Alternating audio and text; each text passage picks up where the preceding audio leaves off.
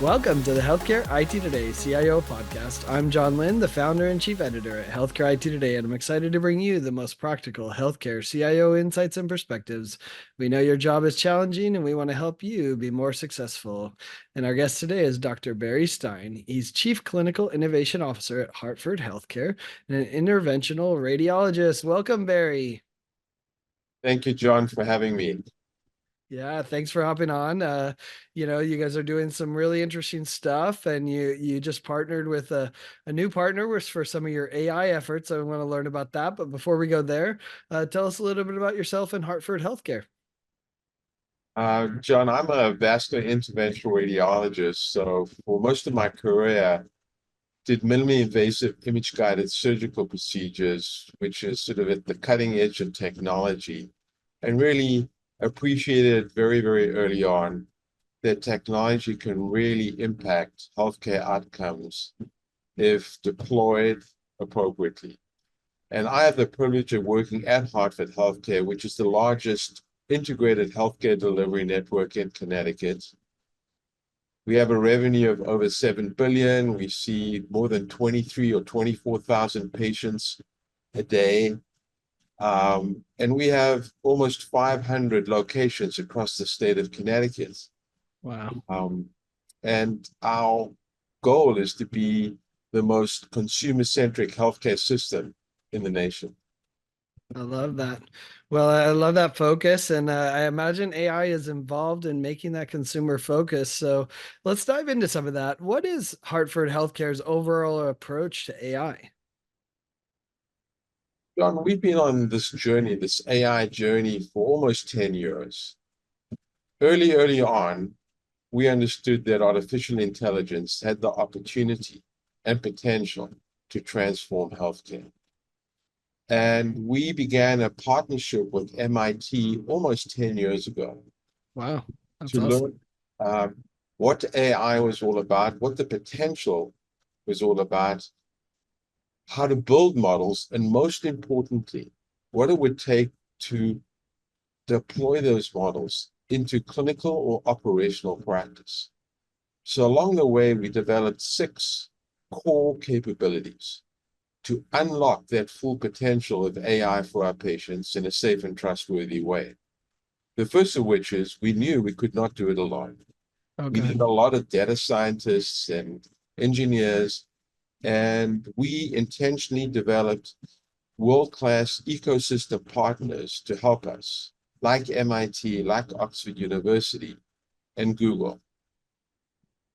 Number 2, we also realized for AI to be used well in clinical operational practice, we'd need data, Hmm. sort of validation. So we did a lot of research around model development deployment. So we have a whole research portfolio that we've developed to validate the work we did. The third piece is our philosophy was AI has the potential of being as powerful as a new drug that you're putting into a system or a new device. But it also has the same risk where Mm. if deployed incorrectly or used incorrectly, you could have bad outcomes. So we developed a very strong governance process. The fourth component is we understood that most folks in healthcare didn't have the opportunity to really learn what AI was during their training. So education was an imperative, recognizing that well-informed clinicians and functional leaders and colleagues could leverage that much more effectively with the knowledge and power of understanding AI. The fifth component was, okay, we've got the models, we've validated them, it's gone through our governance process, we've taught everybody how to do it, but how do you actually deploy it in a way that is sustainable and scalable?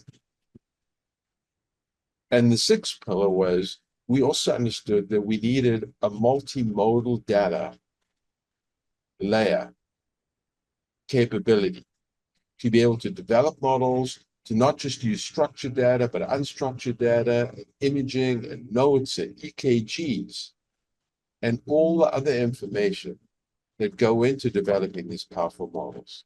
So we developed those 6 core capabilities over the last 9 or 10 years, and we launched our Center for AI Innovation in Healthcare with the goal of unlocking the full potential of AI for our patients in a safe and trustworthy way, really taking models from bench, which is research, to bedside, point of care. Because at the end of the day, AI is all about improving our patient care. Yeah. I mean, that's impressive to see the breadth of and the framework you created and capabilities that you realized you needed to be able to do AI effectively. That's the most succinct description of a framework I've seen. So that's really impressive, and kudos to you and your team for putting that together. You recently decided to partner with Aidoc and implement their platform at your organization. I'd love to hear more about why did you decide to do that, and interestingly enough, where does that fit in the framework? That's interesting. Yeah, as I mentioned, um, we can't do this alone. And Mhm. what we feel very strongly about is associating and partnering with world-class organizations that not only have the technology that's world-class, but world-class leadership and world-class culture. Really understanding the potential power as well as the potential problems. A lot of companies will come to you with a solution, not understanding a problem, or really being sensitive to the downsides of powerful technology. So when we look for partners, we look for those that are sensitive to all those components and aspects. That's the first piece. The second piece is when it comes to AI, we want to make sure that it's not piecemeal, it's not sort of point solutions, but there's a holistic approach to this. From a clinical standpoint, we've got to be mindful if that we keep on throwing solutions into the cockpit of a clinician, it's cognitive overload. It becomes dangerous. It becomes very difficult to integrate into a workflow. So either it's incorrectly used and dangerous things happen, or it's not used at all. So the partnerships are critical to evaluate through that lens. So when we talk about a company like Aidoc, it checked off many boxes. They had the culture, they have the vision of transforming healthcare. They also understand the necessity for validation and monitoring. And fourthly, they also understand that piecemeal point solutions are really tough to scale across an enterprise our size and beyond. So there's got to be a framework where there's a foundation, and as you develop, it becomes easy for our IT partners to deploy and for our clinical colleagues to access efficiently.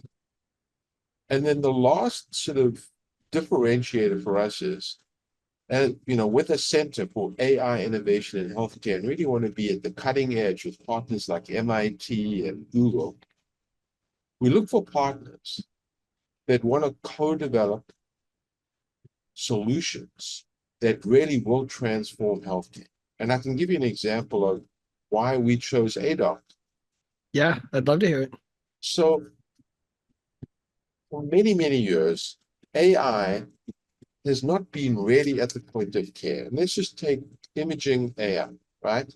Hmm. Patient has a scan, the scan goes to the cloud, the scan gets interpreted, abnormalities are sort of surfaced, then the message goes back to the radiologist PACS workstation, that gets reorganized and reprioritized and flagged, and then the radiologist looks at it, agrees with it or not, and then if it's an abnormality, calls the referring physician.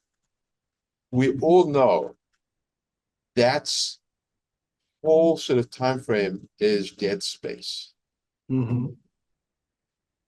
where for these critical acute findings, sometimes time is everything.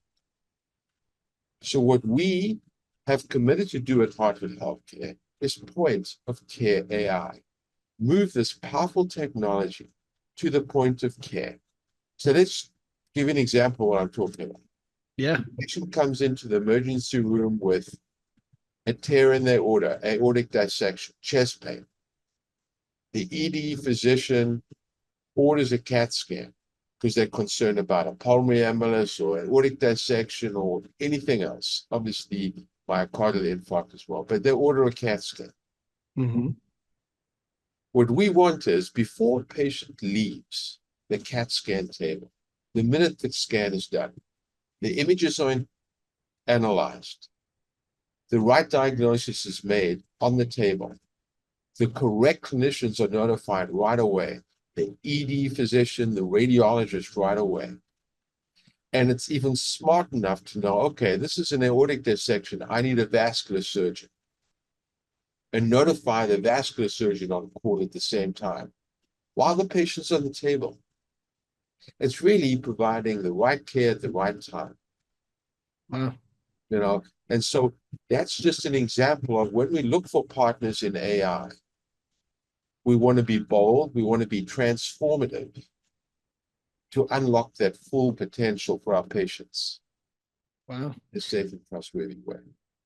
Yeah, I love it. I love the it's a patient win, it's a doctor win because they want to intervene earlier too, and saves them time. Why didn't you tell me? The staff wins because they're not hearing from the doctor about why didn't you call me earlier? And that's interesting.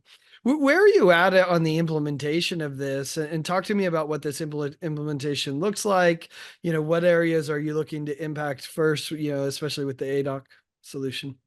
Yeah, and what we've learned along the way, John, is there's a lot of change management. So what we just Of spoke course. about from a workflow standpoint, you can't just say one day, okay, this is happening, right? So many embedded clinical workflow practices that are built for safety. So you Mhm. can't just go and change this. People really will get hurt. And that's one of the reasons why the full potential of AI hasn't been unlocked. It's because there's a lot of embedded workflow challenges as well as gaps. So what we've done intentionally is this.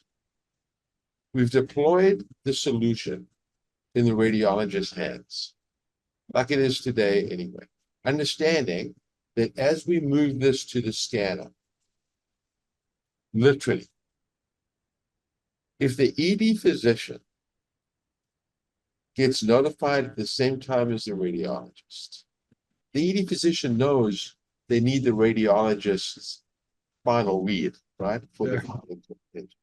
There needs to be full confidence by the radiologist how this works, when it doesn't work, what are some of the caveats. So when an ED physician calls them, they're confident about the technology. Otherwise, the ED physician is not confident. So we are building up the confidence, the comfort around all the different scenarios with our radiologists.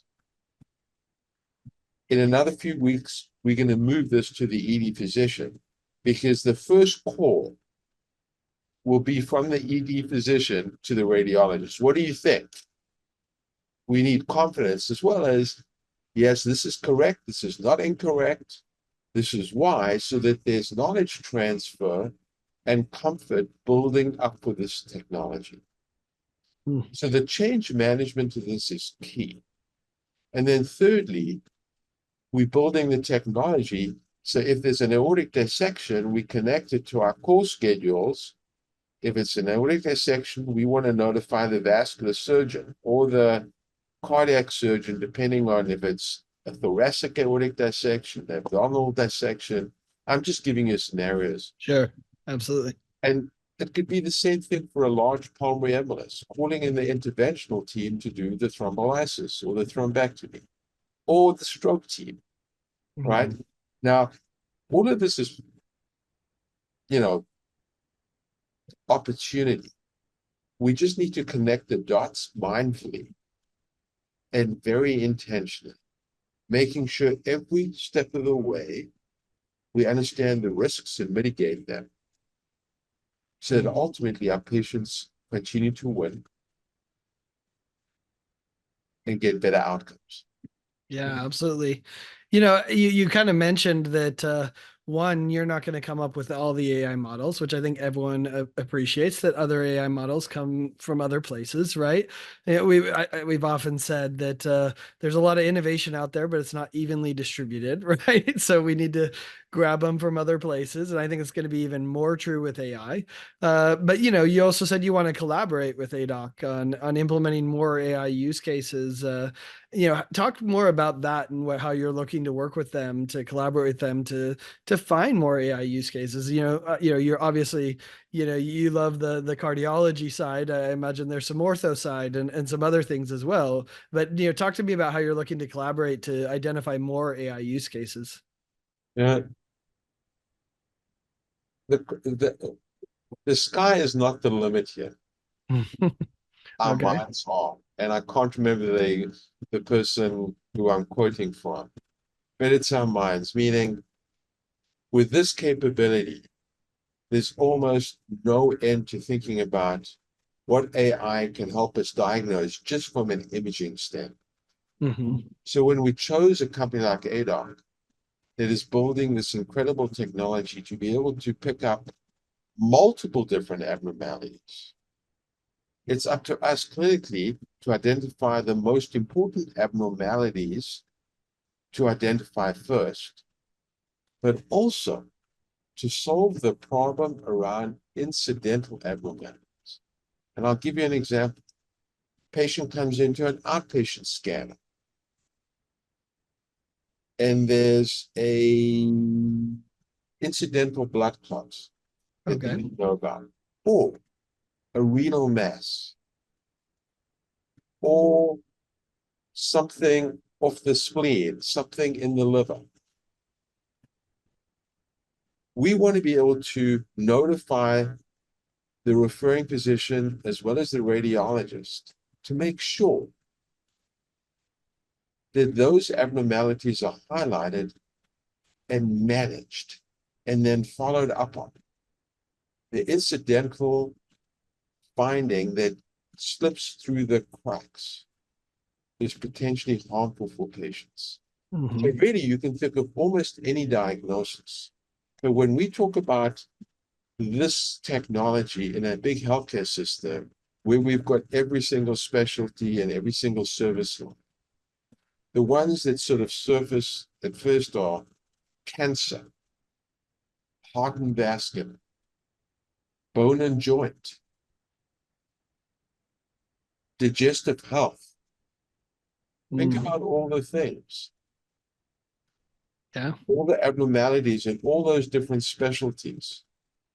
And anytime we find one of those abnormalities specific to that specialty, we could notify the clinician who's expert, who is on call to take Mhm. care of that in a timely way.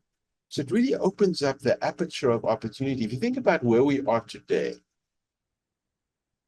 it's a radiologist thing only, goes to the cloud, and now we're opening up the aperture for those folks that are specialized to take care of those abnormalities to be notified early on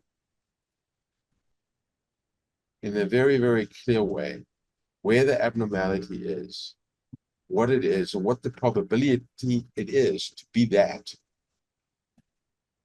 I mean, the aperture is just wide, wide open. But we can't just open it up, because what we've also learned is you open it up, either it's never ever used, it's never understood, or bad things happen and you set yourself back a long way because of the confidence level. So when we bring this to our clinical community, it's got to be done in a scalable way. We've got to educate. We've got to basically say, this is the upside potential, Hmm.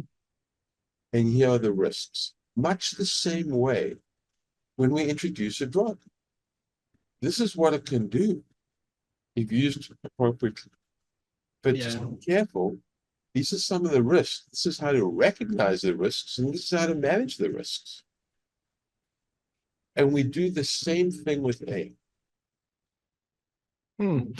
I think that's interesting. It's interesting that you mentioned the sky is not the limit. It's even bigger than that, you know.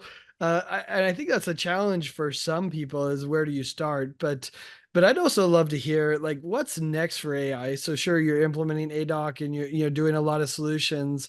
Are there other areas that you're watching or working on that AI is going to help as well? Maybe the documentation side of things, or I'd love to hear what other areas are you looking at applying AI?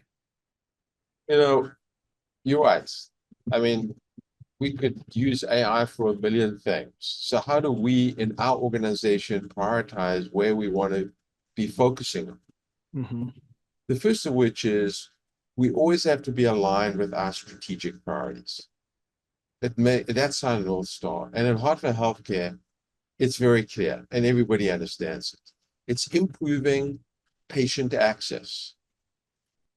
It is improving affordability.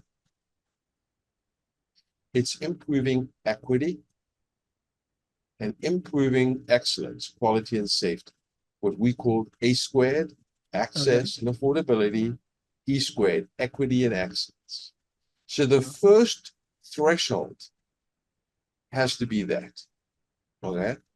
So now the next layer is you've got the operational side of the house Hmm. and you've got the clinical side of the house.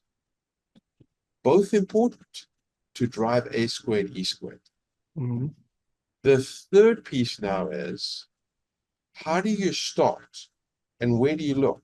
You try and look for areas where there's low lift, low risk, high impact, where folks can start to get comfortable and yield results very quickly. And that just happens to be on the operational side, revenue side, and many, many other operations, human resource, Hmm. et cetera, et cetera. So I'm just sharing with you our philosophy on how we do this.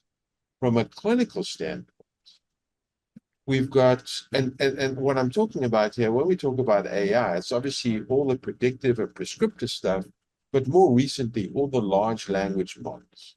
Hmm. On the clinical standpoint, all of that capability that has accelerated in velocity and development has opened up many, many opportunities.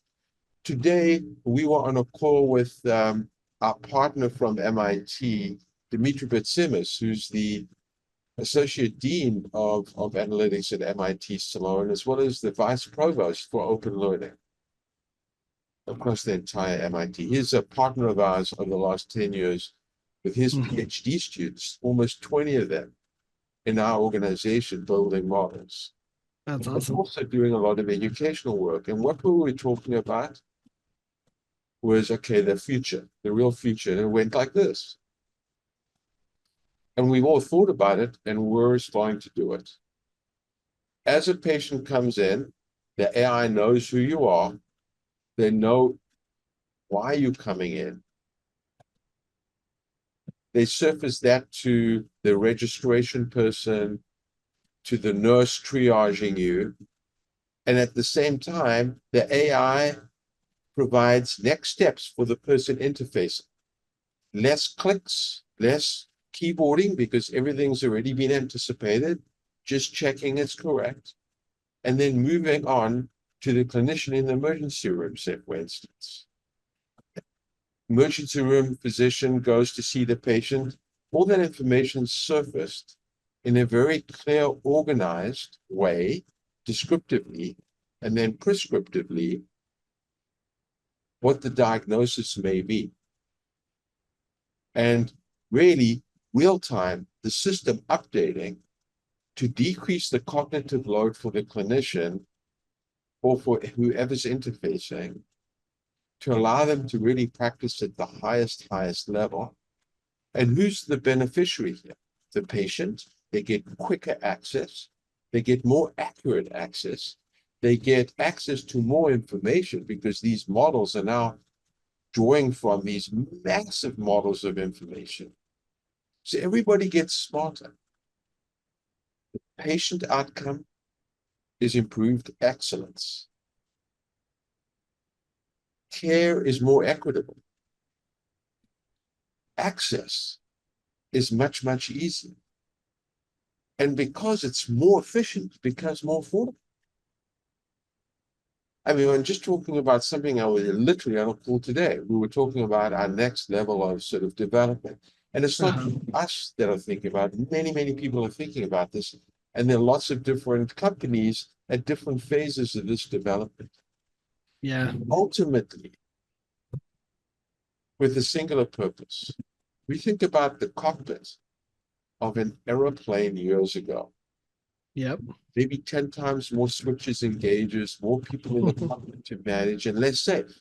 Today, because of the computerization and the artificial intelligence that's embedded in there, there's less switches, believe it or not. More information surface more intelligently for a singular purpose, safety, and decreasing the cognitive burden on the pilots to help them focus on the things that matter most. And if we think about our responsibility as innovation officers, technology officers, and clinicians with technology, we've overburdened our environment with technology. It's now time to simplify that and harness the power in a way that we increase safety. Yeah. And I love that you described it as simplify it with more information as well, which I think both are powerful ideas. You mentioned at the start, and your CEO said this as well, that he wants your organization to be the most consumer-centric system in healthcare. I think you just described one element of that, unburdening the clinicians so they can take care of the consumer, the patient better, right? But are there some other examples of how IT is helping to support this effort? But IT is an integral partner in this journey. You cannot do this without a transformative, innovative IT department and culture. And we're very fortunate at Hartford HealthCare to have that with incredible leadership. I mentioned right in the beginning, you can't do any of this stuff without a data layer. It allows safe liberation of data and integration of multimodal data to allow these models the information they need to run, as well as the capability to reintegrate into the workflow. And that's no easy task. We have our partners, Google Cloud Platform, that we're developing this layer with. That's number one. Number two, there needs to be an appetite as well as a skill set within your ITS department that is willing to actually be on that leading edge with this. And retrain, reschool everybody around this. And let me give an example how we are all working together from an operational standpoint, a clinical standpoint, an ITS standpoint to deliver on what our CEO, Jeff Flatz, has clearly stated is a goal of our organization to be consumer-centric healthcare system in the country, the most consumer-centric healthcare system in the country. Access. Without access, you can't distribute care equally, you can't make it more affordable, and you can't achieve excellence. So we made that sort of the focus around an AI technology with a partnership with a company called Care Health. Care Health has developed these artificial intelligence models that allow exactly what I was talking about. 24/7 care. I basically need care. I got a magnificent digital front door app. As I go into this app, the AI knows who I am, what's happened to me in the past, instantly, almost instantly. I basically add why I'm calling in. I've got this, this, this. They've got the context of what I had before. They ask me appropriate questions as the AI bot. Sure. They develop an entire assessment, a history and an assessment and a plan, and they hand off the patient warmly to a clinician. So now the AI bot has been incredibly intelligent, has culled all the information, has asked me appropriate questions efficiently in a magnificent way, quickly. Save time, accurate everything, pleasant experience. Once I'm done with that, I don't just say, the bot doesn't tell me what to do. It basically says, thank you, Barry Stein. We're now going to move you along to see a clinician. The clinician opens up the record. Everything is there in front of them, including the probability of a diagnosis, as well as suggested next steps. Think about the experience. I got access immediately. I got transferred to a clinician who didn't have to spend 10, 15 minutes asking me those questions or going through my medical record. Right away, with a little bit of checking, I know what I'm managing, who the patient is, and I can get right to the problem efficiently and quickly. And then make sure the patient gets the right care thereafter. The beauty of that is now we've got all this data in an organized, structured way, and we can now monitor how accurate this is and improve these models. So from a patient standpoint, we just improved access. It's also more affordable. The quality and safety is hopefully even better. And everybody has access to this. So right off the bat, I'm just giving you an example of our board and CEO set our North Star. We engage our operations, clinical, and ITS teams, partner with one of the world's best that has this capability. And that's just an example of what the potential is. That's a great example, and I love to see it in action and connected for both the provider and the patient. What a great example of it. Well, as we wrap up, we always like to end these episodes with a little bit of career discussion, career advice. But what would you say is a piece of advice you'd offer to maybe an aspiring chief innovation officer that's looking to become the next Barry Stein? I'm not sure they want to become the next Barry Stein, but let me share a few pearls that I learned along the way as I transitioned from a clinician to having the opportunity to be one of the leaders in a wonderful organization. The first of which is to really understand the culture of the organization that you're working in. Really appreciating the rich, powerful aspect of multifunctional, multidisciplinary teams. Thirdly, never fall in love with technology. Fall in love with the problem that you're trying to solve. Fall in love with the problem that you're trying to solve. Understand the problem well and make sure that everybody else around you understands the problem the same way. And then it's easy to go and find the best solution. But if you don't have clarity around the problem you're trying to solve, in everybody's minds, the problem's different, and then there's 10 or 15 different potential solutions out there. So if you want to find the most innovative solutions, understand your problem, and it's much easier to do that. And then just the last point that I get reminded every single day. Innovation is taking an idea to solve a problem. But the most important component is to execute upon that. Because if you can't take the idea and execute the idea in your clinical or operational environment, it's just an idea. It's not innovative. Right. It's just an idea. So working with highly functional, multidisciplinary teams to execute is key. Innovation is an idea times execution. Yeah.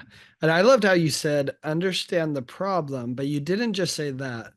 You said understand the problem from everyone's perspective, which I think is an important nuance of not just understanding your problem, but everyone's problem, so that then you could find a solution.